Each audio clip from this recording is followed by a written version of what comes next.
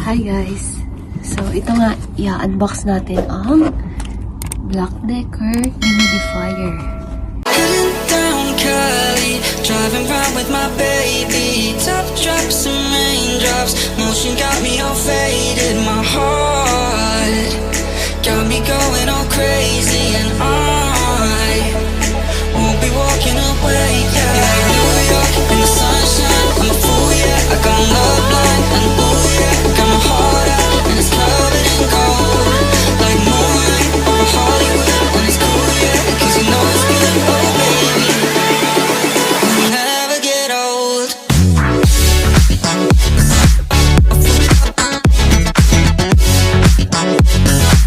Hi guys! So ito nga, i-unbox natin ang BLACK+DECKER Humidifier.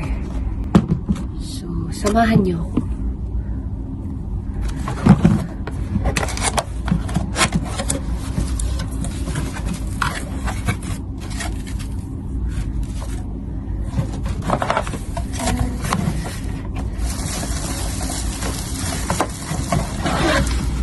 Ito siya. Ito yung manual.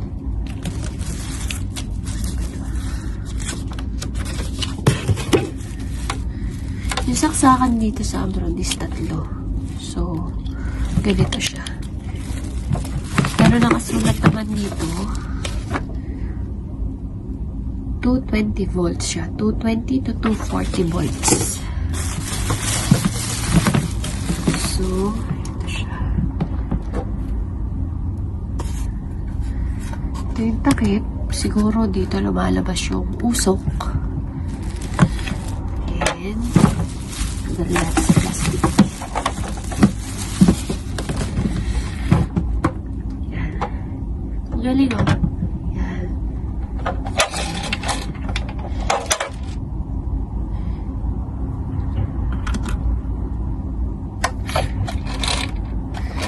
Yung ilalim niya. Masulat dito buksan. Siguro ito yung water tank.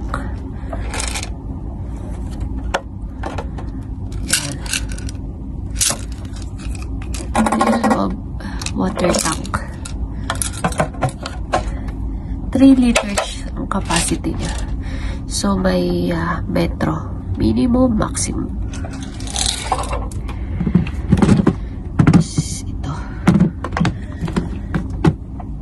So, first thing, kasi tubig. Lagyan natin siya ng tubig.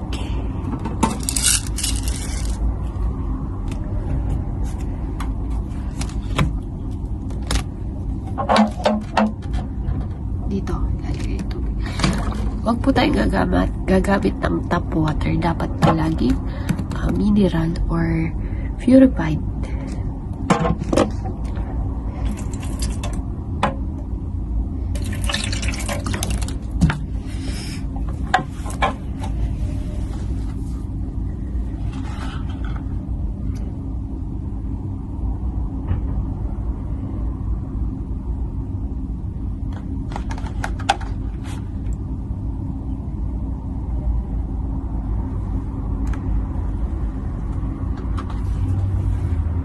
Yan, pagkatapos lagyan ng tubig, punasan niyo po.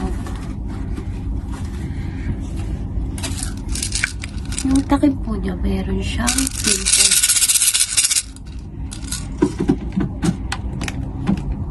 Make sure na nakasara ng maayos.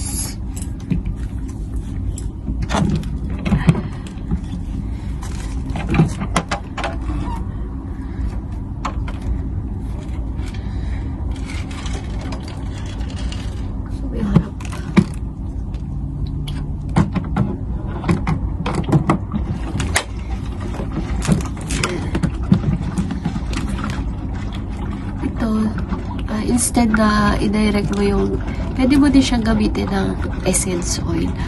Instead na direct kasama ng tubig, pwede dito mo ilagay. Matulog dito.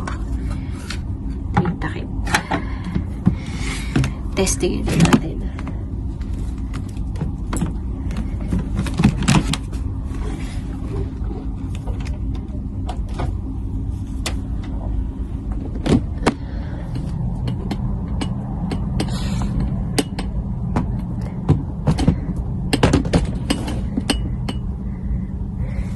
na natin.